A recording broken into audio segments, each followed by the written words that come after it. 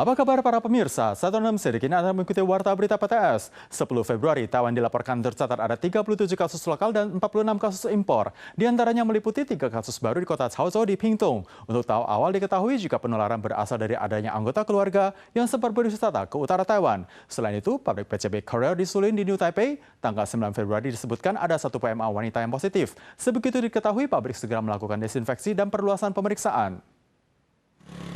Pabrik PCB skala besar Carrier yang ada di Sulin tanggal 9 Februari, ada 1 PMA wanita yang terdiagnosis positif. Pihak pabrik segera menghentikan pengoperasian dan melakukan desinfeksi, sekaligus tes uji terhadap rekan sejawat dan asrama. 14个阳性确诊个案，大部分都是外籍移工。 Hoyoi menegaskan bahwa semua interaksi pabrik Sulin dan Taoyuan masih akan terus diperiksa lebih lanjut. Karena PMA tinggal dalam asrama, apakah hal ini menyangkut manajemen asrama? Hoyoi menjelaskan selama masa liburan Imlek semuanya berkumpul. Maka 2 pekan ini akan menjadi masa pemantauan yang sangat penting. Diharapkan selama masa pemantauan kondisi pandemi juga dapat terkontrol.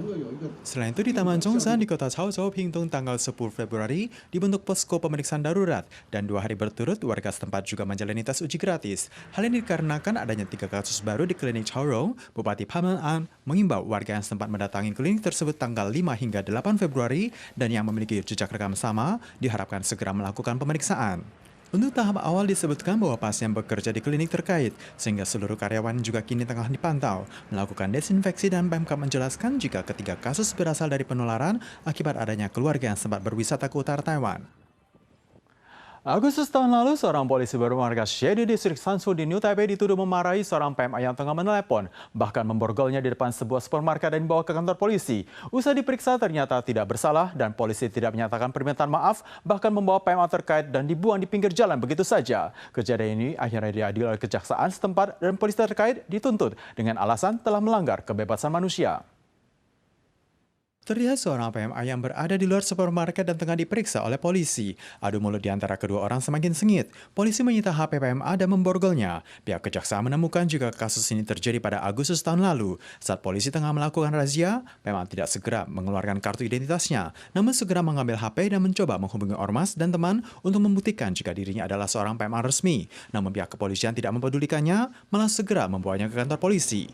Polisi baru menyadari jika PMA tersebut resmi dan meninggalkannya di tengah jalan begitu saja. PMA wanita tersebut akhirnya menggunakan aplikasi Google Map untuk menemukan jalan pulang. Sembari menangis, ia melaporkan kejadian tersebut kepada majikan dan kasus akhirnya terkuak dan memicu kritik dari publik. Walaupun usai kejadian, Kepala Kantor Kepolisian setempat telah menyampaikan permintaan maaf, namun kejaksaan beranggapan jika polisi telah menyalahgunakan wewenang yang dimilikinya, sehingga merampas kebebasan perorangan. Oleh sebab itu, hukuman dijatuhkan setengah kali lipat dibandingkan biasanya, dengan maksimal pidana 7 tahun 6 bulan.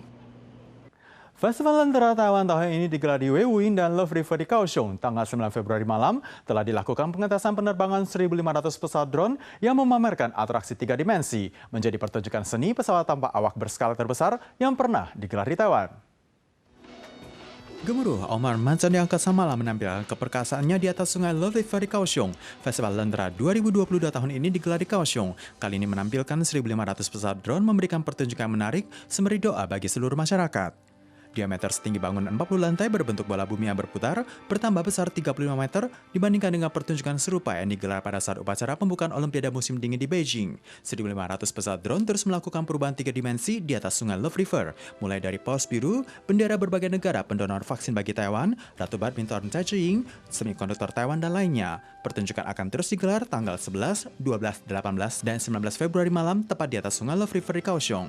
Selama 20 tahun, Kaohsiung kembali menjadi lokasi berlangsungnya Festival Lentera Tahunan Taiwan. Digelar mulai dari tanggal 1 hingga 28 Februari selama 1 bulan penuh. Banyak lentera dengan tajuk yang unik, memukau mata para pengunjung. Namun hal ini juga menyebabkan kemacetan lalu lintas. Guna memperlancar arus kendaraan, pemerintah setempat telah menambah aparat kepolisian di jam-jam yang padat pengunjung.